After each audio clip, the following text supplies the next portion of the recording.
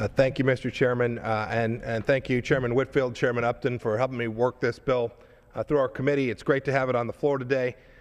We now have a bipartisan piece of legislation aimed at making simple, common-sense reforms to the natural gas pipeline permitting process.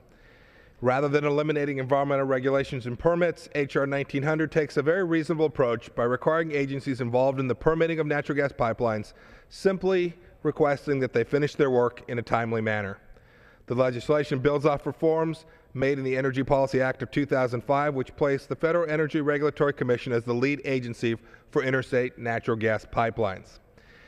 As we've heard this morning, natural gas is becoming a dominant force in the electricity generation and manufacturing sectors. It's critical that pipeline construction can take place through a modernized permitting process, and that's what this bill aims to do. The current interstate natural gas pipeline permitting process, established in 2005, is already in need of updating because of the enormous shale gas boom. H.R. 1900 makes changes to the interstate natural gas pipeline permitting process by simply putting in place statutory deadlines for each of the permitting agencies to complete their work. This is pretty reasonable. We're simply asking agencies to do what the law requires them to do. They can say yes to a permit, they can deny the permit, but they can't sit on it. They have to do their homework. They have to get the job done. FERC is already the lead agency for coordinating environmental review of interstate natural gas pipelines. And as FERC testified in front of the Energy and Commerce Committee earlier this year, the deadlines imposed by H.R. 1900 are reasonable. In fact, FERC asked for a couple of changes to the legislation, and in each case we made those changes at their request. If an agency, after H.R. 1900 were to become law, an agency doesn't complete its work, the permit would automatically be approved by statute. And I've heard others say that this is unprecedented, but that's simply not the case. There are numbers of examples all throughout the federal code where statutory approvals of environmental permits are deemed approved in the absence of agency saying to the contrary. You know, I can't imagine anyone saying that this legislation is radical or unprecedented, but more importantly, I can't see that they could claim that it is unnecessary. To my left, you can see the impact of the absence of natural gas infrastructure all across the country. Frankly, in Kansas, we're in pretty good shape. But on the East Coast, here in the Northeast where I'm standing today, and on the West Coast, you see enormously high natural gas costs.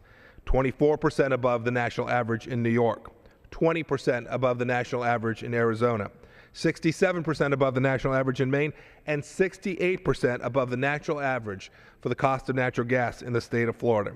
We're seeing these prices rise because we don't have infrastructure development adequate to meet the needs of manufacturers and consumers in these places. The New York Times, that bastion of conservatism, wrote the following, saying that FERC was concerned about increasing reliance on natural gas fuel generators at a time when there is increasingly tight availability of pipeline capacity to deliver natural gas from the South and the West to New England.